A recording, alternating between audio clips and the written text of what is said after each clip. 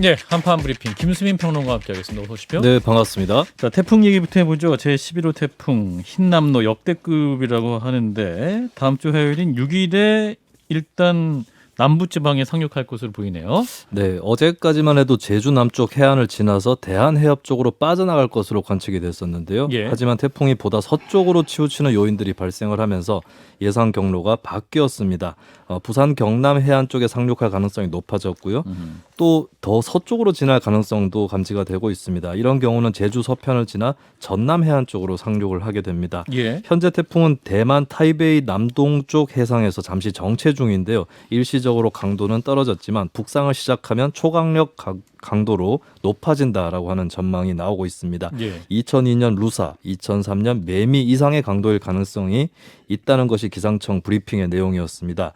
태풍의 영향은 오늘부터 시작이 돼서 4일까지 전국 곳곳에 비가 내리고요. 특히 제주 전남과 경남 해안 지역에는 50 내지 300mm의 많은 비가 내릴 전망입니다. 영향권에 이미 들어가 있는 일본 오키나와에서는 이미 피해가 속출하고 있습니다. 성인 남성이 강풍에 넘어지는가 하면 나무가 쓰러지고 지붕과 벽이 날아가는 사고가 잇따르고 있습니다. 사람도 이 강풍에 넘어지는 사고까지 있군요. 그렇습니다. 일본에서. 예. 자, 관련해서 기상 속보 나오는 대로 또 저희가 전해드리겠습니다. 자, 여기서 정치권 얘기를 해보죠. 국민의힘 이제 비대위를 다시 출범하기 위한 당원 개정 추진하고 있는데 상임 전국위가 당원 개정안을 의결을 했군요. 네, 당원 개정안의 주요 내용은 최고위원회 기능 상실이라고 되어 있는 이 비상 상황의 요건을 구체적으로 규정을 하는 내용입니다. 예. 선출직 최고위원 5명 중 4명 이상의 사퇴를 하게 되면 비상 상황이라고 규정을 하는 것이고요. 예. 이 안은 만장일치로 통과가 됐습니다. 그 밖에도 비대위가 출범하면 최고위원회가 해산한다는 기존 규정에 더해서 당 대표 지위도 상실된다라는 것을 명문화했고요. 비대위원 15명 중에 원내대표와 정책위의장을 당연직으로 두는 규정도 신설을 했습니다. 최종 통과는 다음 주 월요일 전국위원회에서 이뤄질 예정입니다. 예, 이제 관련 내용은 이준석 대표가 제기했던 가처분이 인용되면서 그 내용을 치유하기 위한 그런 결정이라고 볼 수 있는 거죠. 그렇습니다. 비상 상황 자체가 아니다라고 하는 법원이 그 얘기했기 효력 때문에. 정지 판결이 나왔는데 비상 상황이다라는 규정을 만드는 그런 내용입니다. 예, 자, 이 부분은 어떻게 보시는지 진 작가님부터. 글쎄요. 이건 누가 봐도 소급 입법이지 않습니까? 두 개가 다 소급 입법이에요. 네. 그러니까 선출직 최고위원 5명 중 4명 이상이 사퇴하면 그것이 비상 상황이다라고 새롭게 만든 거죠. 예. 과거의 그 상황들을 정당화하기 위해서. 그 네. 두 번째로는 명문화한 거 있지 않습니까? 대표지위 상실도 명문화했다라는 거. 이 부분도 사실은 대표를 쫓아내기 위해서 지금 소급 입법을 한 건데 예. 이거 여기서 가처분 신청을 갖다 인용하지 않았습니까? 그 같은 법원에서. 이제 펌부란 말이죠. 그럼 그 논리라고 하면 이거는 이제 뭐랄까 법원의 결정을 당연히, 반박하는 거죠. 예, 예. 법원에서 당연히 이걸 갖다 허용해 줄 수 없을 것 같은데 또 다른 한편으로는 이게 또 뭐랄까 좀 애매모호한 부분이 있지 않습니까? 예. 그래서 저는 판단이 잘 안 됩니다. 이게. 자, 우리 김성희 소장님은. 예, 논란의 황정수 남부지법 수석 부장판사님이 네. 이번 것도 가처분 신청도 14일에 판단하는 사람인데 14일에. 예, 오늘 원래는 이것도 못 열게 하려고 했었는데 예. 이준석 대표가 신청을 했는데 14일에 다 몰아서 말하겠다라고 했지 않습니까? 네. 바뀐 게 없잖아요. 바뀐 게 없다는 그래서 이제 앞에 부분은 진중권 작가님 말로 대신하고요. 제가 하나 또 뭐 남의 당 일이지만 걱정이 되는 것은 그럼 이제 국민의힘은 4명의 최고위원만 결심하면 당대표를 언제나 무너뜨릴 수 있는 구조가 되는 겁니다. 그러니까 이게 비상 상황이다. 그렇죠. 4명이 의결을 하면. 그렇죠. 1, 2, 3, 4, 5등을 옛날에 한 번에 뽑아서 1등이 당대표를 하던 시절 같으면 2, 3, 4, 5등이 지금은 당신을 당대표로 인정 못하겠어 하면 그 권위를 인정받을 수 있다고 생각하는데 지금 당대표 따로 뽑고 최고위원 따로 뽑잖아요. 최고위원의 권위가 예전만 못한데 최고위원들끼리 4명이 모여서 이번 당대표 마음에 안 드는데 무너뜨릴까? 그러면 그냥 다음날 당원들의 총의를 최고위원 4명에서 무너뜨릴 수 있는 구조를 내재적으로 만들어 놓은 것이라서 뭘 하시는지 잘 모르겠습니다. 이게 지금 집단 지도 체제처럼 예. 되는 거죠. 집단 지도 이렇게 체제. 간다면 이게 보세요. 다음 주 월요일이잖아요. 그렇죠. 그리고 오늘 5일. 금요일이에요. 그렇습니다. 토요일, 일요일 놀잖아요. 네. 월요일 날 이걸 법원에서 이걸 갖다 결정을 내리겠습니까? 이런 문제도 좀 있는 거거든요. 그러니까 사실 실효가 없기 때문에 네. 이게 또 기각될 수도 있을 것 같기도 하고. 예. 하지만 이제 본안에 가면 이건 큰 이제 문제가 되겠죠. 그래요. 자, 일단 뭐 지켜보죠. 예, 자, 국민의힘 상황 이렇고. 자, 이런 가운데 이제 정치권의 최대 쟁점인 더불어민주당 이재명 대표가 이제 검찰 소환됐죠. 이제 대통령도 오늘 출근길 문답에서 기자들이 질문을 했군요. 네, 출근길 기자들에게 이재명 대표 검찰 소환 통보에 관한 질문을 받고 윤석열 대통령은 기사를 꼼꼼하게 읽은 시간도 없었다라고 밝혔습니다. 대통령으로서 경제와 민생이 우선이고 예. 또 형사 사건에 대해서는 저도 여러분과 마찬가지로 언론 보도를 통해 본 건데 기사를 꼼꼼하게 읽은 시간이 없다 이렇게 얘기를 한 것입니다. 예. 대통령이 이 답변은 그 최근에 그 이준석 대표 관련 질문을 했을 때도 기사 읽을 시간 없으시다고 말씀하셨던 기억이 나는데. 그렇습니다. 요컨대 민생 경제를 챙기느라 예. 꼼꼼히 보지 못했다 이런 답변을 취임 100일 기자회견 때도 했었죠. 이준석 예. 전 대표 문제에 관해서. 근데 아하. 이번에 이재명 대표의 문제에 관해서도 거의 비슷한 얘기를 했습니다. 아하, 그렇군요. 좀 관심이 없으신 건가요? 대답하기 곤란하니까 넘어간 거죠. 대답하기 곤란해서. 예. 이게 사실 그 문답 자체가 그렇게 적절하지는 않잖아. 이걸 갖다 왜 대통령한테 물어봐요? 김 소장님? 네, 저는 진 작가님 말씀대로 네. 제가 관여할 부분이 아니라서 네. 검찰의 독립성의 성격도 있고 답변하지 않겠습니다라고 자르시면 굉장히 간단한 문제죠. 기사 안 보신다고 그러니까. 예, 기사 안 그러니까 그런데 저는 이 발언이 다 진실된 것이라고 믿고 답변을 할 수밖에 없는 사람이니까요. 예. 대통령실의 총체적 무능과 문제를 드러낸 발언이라고 생각합니다. 무려 169명의 민주당 의원들의 대표인 이재명 대표가 검찰의 출석 요구를 받고 지금 여러 가지 대치 상황이 일어나고 있는데 여기에 대해서 대통령실의 정무수석팀에서 이와 관련된 문제, 현황 그리고 앞으로의 대책 이런 것들 논의해서 대통령에게 보고를 하고 그 보고를 대통령이 들으면서 지금 9월 정기국회가 시작됐는데 민생과 협치를 어떻게 할 것인지 지금 국회에서 꼭 통과시켜야 되는 윤석열 정부의 중요 법안들을 어떻게 처리할 것인지에 대해서 상의하셔야 되는데 아예 보고하는 시스템이 안 돼 있다라고 자인하신 거잖아요. 예, 그런 점에서 문제가 있다라고 답변을 하는데 예. 들으셨겠죠, 설마. 예, 보고를 받았는데 곤란해서 답변 안 하신 것으로 일단 이해하겠습니다. 그러니까 좀 전에 김성일 소장이 지적한 것처럼 그렇게 말하는 게 맞아요. 정답이거든요. 그러니까 아니 이걸 누가 문제 삼지 그렇죠. 않을 것 같거든요. 그냥 저는. 간단하게 이것은 대통령이 대답할 수 있는 질문이 아닌 것 같습니다 하고 넘어가면 되는데 예. 꼭 이런 식으로 하면 이게 뭔가 좀 기분 나쁜 여운을 남기잖아요. 그러니까 이준석한테도 그랬고. 예, 기사를 꼼꼼하게 읽을 시간 없었다. 이 답변. 일면에 났는데. 예, 자 이어서 윤석열 대통령 부부도 이제 공직선거법상 허위사실 문제에 걸려 있었는데 관련 이슈에 대해서 경찰이 무혐의 불송치 결정을 내렸군요. 네, 김건희 영부인의 허위 이력 문제인데요. 예. 대선 당시에 윤 대통령이 부분적으로는 모르겠지만 전체적으로는 허위 경력이 아니다라고 밝힌 것, 그리고 선대위에서 허위 이력을 부인했던 것에 대해서 시민단체 민생경제연구소가 공직선거법상의 허위사실 공표 혐의로 고발을 했었습니다. 예. 이에 대해서 경찰은 위조를 확인할 객관적 증거가 없고 해명을 위한 표현만으로 허위사실 공표를 단정할 수 없다라는 이유로 관련자 6명 모두에 대해서 불송치, 무혐의 취지의 결정을 내렸습니다. 예. 근데 오늘 한편 뉴스타파가 도이치모터스 주가 조작 문제에 대한 추가 보도를 해서 녹취록 관련 보도를 했죠. 예, 또 다른 논란이 되고 있습니다. 재판 도중에 공개된 통화 녹취록 내용인데요. 예. 김건희 영부인과 증권사 담당 직원의 그 사이에 있었던 통화 내용인데 예. 주가 조작 1차 작전 시기에 김 씨가 도이치모터스 주식을 직접 매수를 했고 그 이후에도 여기 김 씨는 김건희 여사죠. 예, 그렇습니다. 그 이후에도 자신의 계좌에서 주문을 낼 수 있는 권리를 줬다라고 하는 것입니다. 예. 윤 대통령은 대선 당시에 주식 매수자는 주가 조작 선수인 이모 씨고 김건희 영부인은 이 씨와 절연을 했었다라고 주장을 했는데 예. 뉴스타파는 이에 대해서 윤 대통령 발언이 허위 사실이다라고 규정을 했습니다. 예. 이에 대해서 대통령실도 입장을 내놨는데요. 주가 조작 선수가 일임을 받았더라도 증권사 직원은 계좌 명의인과 직접 통화해서 녹취를 남기는 것이 의무다라고 반박을 했습니다. 예. 그런데 윤 대통령이 이 씨와 절연을 했다고 한 그 시점 뒤에도 증권 계좌 매매 권한을 줬다는 그 문제에 대해서는 아직 반박 입장이 안 나왔습니다. 예. 그러니까 뉴스타파 보도를 종합해 보면 1차적으로 이제 그 김건희 여사는 주가 조작범 이 씨에게 계좌를 위탁했을 뿐이고 그 이 씨가 독자적으로 이제 도이치모터 주식을 매수한 것이다라고 이제 윤석열 당시 후보가 이제 유세 경선 과정에서 얘기를 했었죠. 근데 그 말 자체가 지금 이제 거짓으로 드러났다는 게 뉴스타파 보도의 주장인 거죠. 네, 그렇습니다. 예. 자, 이 부분 어떻게 보셨는지 신 작가님부터. 그거는 사실 뭐 영향가 없는 내용이에요. 그러니까 원래는 그 녹취록이라는 게 예. 쉽게 말하면 거래를 하다 일임했다라는 증거로 이쪽에서 낸 거거든요. 예. 김건희 여사 쪽에서 낸 거란 말이죠.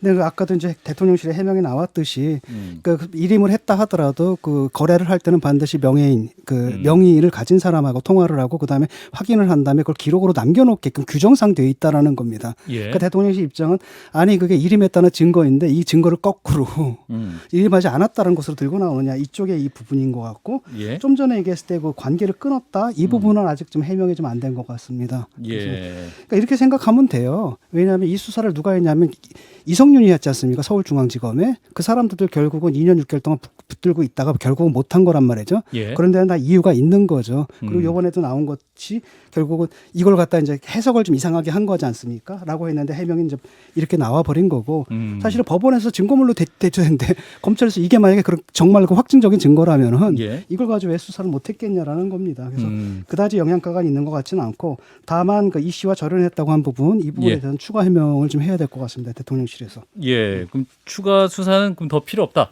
어떤 그 소환 조사하지 못했다는 그 부분에서 비판할 거리가 별로 없다. 소환 조사를 못했다는 게 그러니까 못한 거죠. 못했다? 그러니까 아무나 부르는 거 아닙니다. 장모는 다 기소까지 하잖아요. 그 소환해서 조사하고 기소까지 해가지고 했는데 못했다라는 것은 그게 건덕지를 못 찾았다는 거고 그걸 누가 못했다. 했냐면 자꾸 검찰이라고 퉁을 치는데 그때 그 검찰은 윤석열 검찰이 아니라 예. 친정권 검찰들을 해가지고 수사를 시켰던 겁니다. 예. 자, 김 소장님은 예, 대통령실의 새빨간 거짓말에 지금 진중권 작가님이 속으셨는데요. 1월 13일에 거래 같은 경우는 지금 대통령실의 해망대로 그 이사님 저 뭐 누굽니다라고 증권사 직원이 말하고 김건희 여사가 네라고 답변하면서 도이치모터스 2,500원까지 사겠다고 하니 아 전화 왔었어요. 그러니까 이제 그 증권 조작하는 이모 씨였겠죠. 아마도 그 주범이라고 불리는. 예. 사라고 하던가 그럼 좀 사세요. 그래서 13일은 말씀하신 대로 대통령실 해명이 맞습니다. 진중권 작가님 말씀 맞고요. 예. 근데 문제는 12일이죠. 1월 12일에 거래에서는 신한증권과의 거래에서 김건희 여사가 먼저 전화해서 여보세요 했고요. 예. 네 이사님 전 누굽니다. 그럼 지금의 시황에 대해서 설명을 했고 조금씩 사볼까요라고 물어보니 김건희 여사가 네 그러시죠라고 하면서 가격을 듣고 사라고 해서 2,400원까지 급하지 않고 조금씩 사겠다라고 이 직원이 답변을 해서 1월 12일에 거래는 김건희 여사가 직접 했던 것이 드러났고 그러니까 이 부분은 그러니까 당시 이 씨가 독자적으로 도이치모터 주식을 매수한 것이라고 했던 당시 윤석열 후보의 발언도 거짓으로 드러나는 거짓말이죠. 증거이다. 예, 완전 거짓말이고요. 게다가 여기서 중요한 건 1월 12일에 이 거래 내역 51건에 대해서 검찰이 범죄 일람표에 통정 매매 등으로 기록을 하면서 이것이 범죄다라고 규정을 해 놓았거든요. 예. 그리고 이번 녹취록이 드러났는데 이 녹취록에서 김건희 여사가 1월 12일에 매매 주문을 넣은 당사자인 것이 드러났고 예. 여기서 가장 어이없는 것은 이 녹취록이라고 하는 것, 즉 도이치모터스 권오수 회장 측에서 제출한 이 녹취록은요. 검찰이 압수수색을 하지 않으면 가질 수 없는 거예요. 그러니까 녹취록은 검찰이 갖고 있으면서도 김건희 여사가 주문을 넣은 것을 알고 있으면서도 당일에 51건의 범죄 행위가 있었다라고 범죄 일람표에 적시를 하고도 김건희 여사에 대해서 출석 요구조차도 못하고 벌벌 떨고 있는 것이 지금 현재의 검찰의 모습. 즉 가족들은 절대 다치지 않게 하겠다라는 결연한 의지를 보여주는 거로 봐야겠죠. 진 작가님 말씀 당시 친정권 검찰이었는데 왜 수사할 거리가 있었으면 왜 안 했겠냐 말씀인데 김 소장님 말씀은 벌벌 떨면서 안 했다? 완전 두 분이 반대되는 말씀. 제가 조금 전에 몇 차례에 걸쳐 설명드렸지만 예. 윤석열 검찰총장이 수사에 개입하지 못하도록 추미애 장관이 수사지휘권을 발동한 다음에 예. 구속 4명, 불구속 4명, 그다음에 약식 기소 5명에서 총 13명의 재판에 넘겨진 대규모 주가 조작 건이었습니다. 그래서 예. 2년 동안 수사가 됐는데 못했느냐가 아니라 윤석열 검찰총장 눈치 보느라 못했던 것이 그 뒤로는 했는데 다른 사람은 했지만 김건희 여사에 대해서는 여전히 못하고 있다는 것이 이번에 거래가 증거까지 드러났잖아요. 녹취에서 김건희 여사 주문한 게 나왔는데요. 뭐. 그러니까 지금 그렇게 해석을 하는 거잖아요. 서울중앙지검 이성윤 씨를 왜 그 자리에 앉혔습니까? 이거 수사하라고 잡아두라고 넣은 거거든요. 예. 이 사람들도 조금 전에 그렇게 이 사람들도 결국은 이 사안을 보고 이게 기소할 수가 없다라고 판단한 거예요. 그래서 당시 검사들이 수사 검사들이 그러니까 지금 해석을 자꾸 이상하게 하잖아요. 그동안 자꾸 해석을 이상하게 아니, 하는데 1월 12일에 김건희 여사가 주문을 넣은 건 인정하시는 거예요, 그럼? 아니 그걸 인정을 하는데 아니 아까 전에 아니라고 하셔서 아니 제가 이 씨한테 1월 13일 그러니까 대통령실의 해명을 믿으신다고 하셨잖아요. 근데 대통령실의 해명에서는 김건희 여사가 주문 넣은 얘기를 안 했거든요. 그러니까 저는 그 자세한 사정을 모르고 또 다른 녹취록이 또 있다라거든요. 거기서 어떻게 되는지 모르겠지만 전체적으로 큰 그림을 보라는 거예요. 그런 것을 알았으면 왜 이성윤 쪽에서 기소를 못했겠냐, 소환도 못했겠냐라는 거거든요. 예. 그러니까 지금 해석은 그렇게 하지만 그게 우리가 알지 못하는 어떤 다른 것에 의해서 이게 기소하기 굉장히 어려운 사정이 있었다라고 우리가 짐작할 수가 있는 거죠. 예. 김 소장님 반박하시겠습니까? 아니 뭐 1월 10일에 김건희 여사가 주문을 넣은 게 있고 그날 신안건이 범죄라고 검찰이 얘기했으니까 그러니까 처음에 검찰이 해결할 문제예요. 처음에도 녹취록 딱 나왔을 때 이거 거짓말한 게 밝혀졌다라고 얘기를 했잖아요. 근데 나중에 네. 딱 해명 들어보니까 아니 또 그것도 해명이 아니라 아니잖아요. 해명이 안 네. 됐다니까 1월 13일 것만 해명하고 1월 10일 건 대통령실이 안 했어요 해명을. 아니까 그런 식의 해명이 또 나올 수가 있다라는 거죠. 왜냐하면 큰 그림을 생각해서 이성윤을 기소 못한 겁니다. 부르지도 못했어요. 부르고 싶었겠죠. 왜 못 불렀냐. 그러니까 그렇게 말씀하시지만 그게 법리적으로 따져가지고 어려운 문제가 있다라는 거예요. 그렇게 출석 지적하면 되는 요구했는데 거죠. 거절했죠. 예. 이제 다음 주 월요일이나 화요일 정도에 이제 관련 이슈를 취재한 이 뉴스타파 시민보 기자를 한번 초대를 해서 또 관련 이슈를 좀 더 자세히 설명을 듣고 또 추가적으로 대통령실 입장에 나오면 함께 또 논의를 해보면 좋겠네요. 자, 이어서 민주당 얘기입니다. 자, 민주당 최고위원회 오늘 취임 후 첫 지역 일정을 호남을 갔네요. 네, 오늘 오전 국립 5.18 민주묘지를 참배하면서 민주당 지도부가 일정을 시작을 했습니다.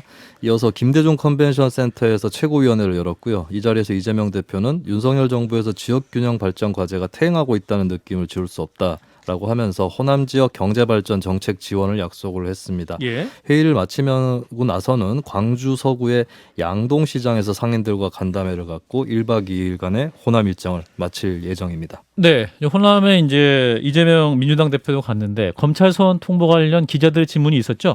네, 오전 5.18 민주묘지 참배를 마친 다음에는 기자들의 질문에 답을 하지 않고 자리를 떠났는데요. 예. 최고위원회를 마치고 나서는 입장을 밝혔습니다. 아주 오랜 시간을 경찰, 검찰을 총동원해서 잡아보겠다고 했는데 먼지털이를 하듯이 털다가 안 되니까 엉뚱한 것을 가지고 꼬투리를 잡는다라고 표현을 했고요.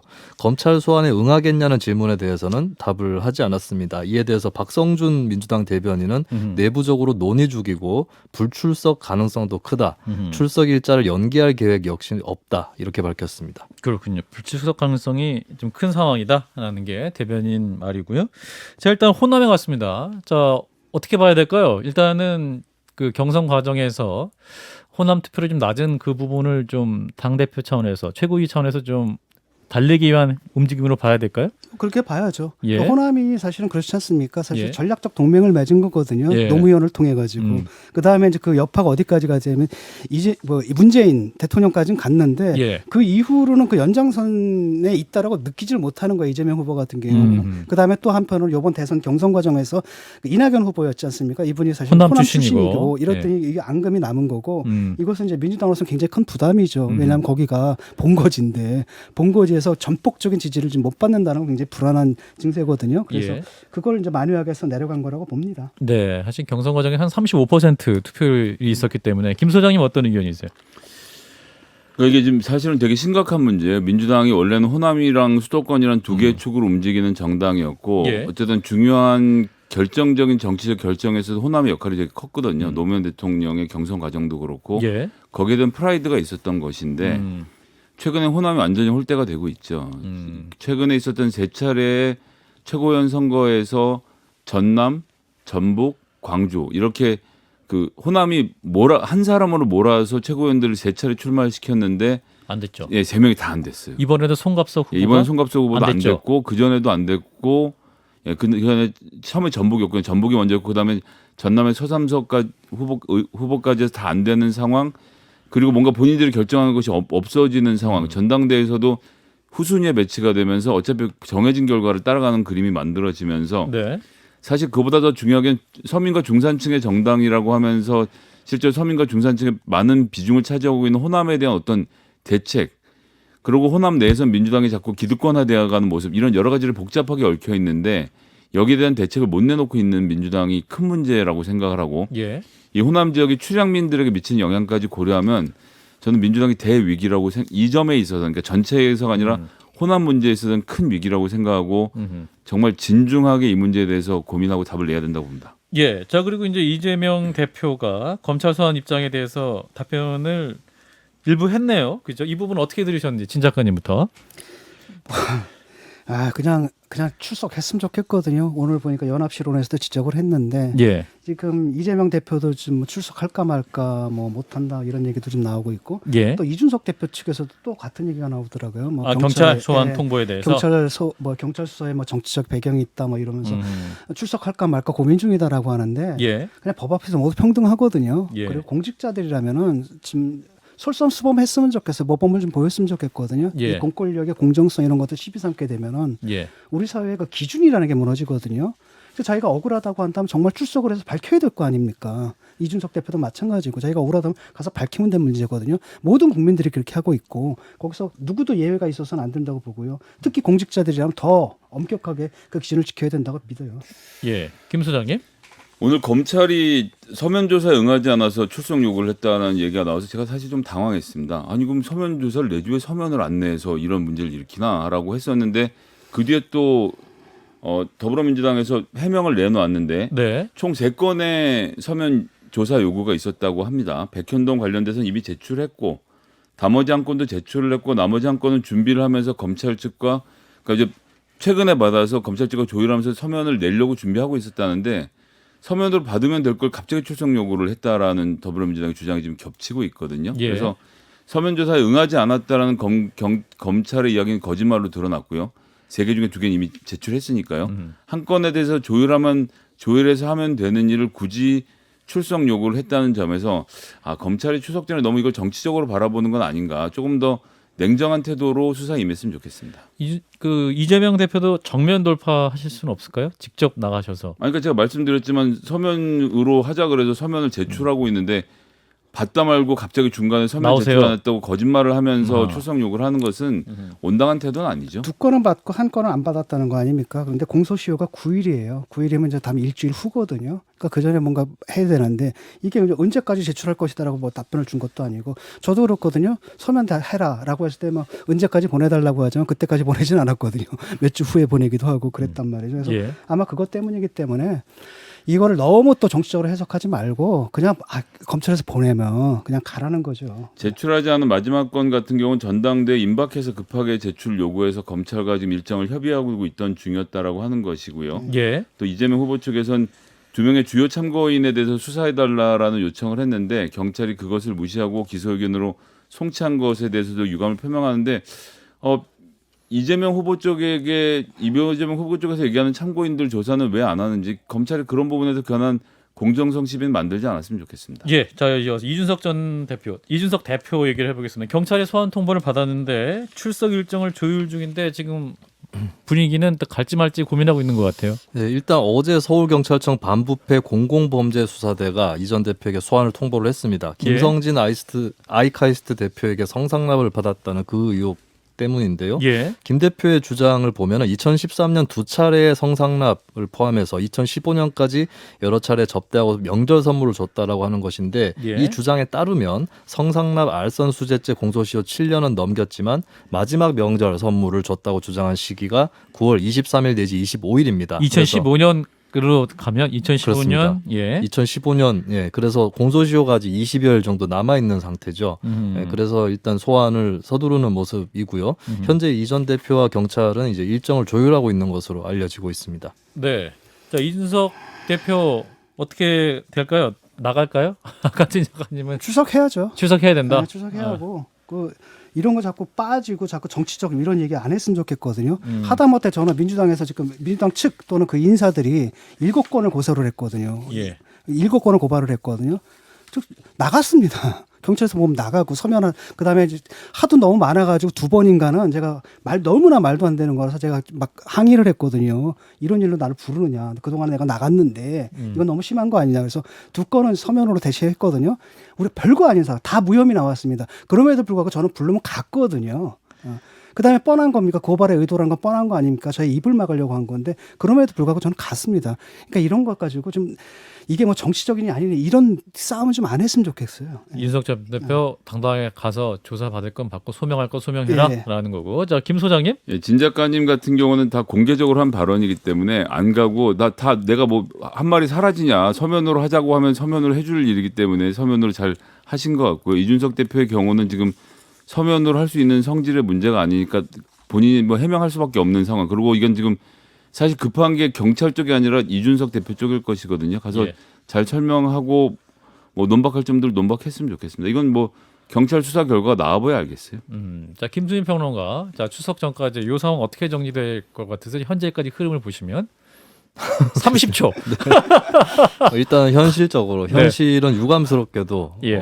정치적 맥락과 계속 결부돼서 그렇게 보여질 것 같은데 일단은 현재는 여론이 중요한 부분이잖아요. 예. 정치인들이 여론에서 이제 의혹을 불식시키는 노력을 얼마만큼 할 거냐 이게 관건이 돼서 그 결과가 또 추석 밥상에 올라가지 않을까 전망을 해봅니다. 예, 굉장히 지금 중요한 이슈도 추석을 앞두고 네. 지금 나와 있기 때문에 다음 주도 참 엄청나게 뉴스가 많은 한 주가 될 것 같습니다. 함께해 주신 분 김수민 평론가였습니다. 고맙습니다. 감사합니다. 좋아요, 구독. 알림 설정.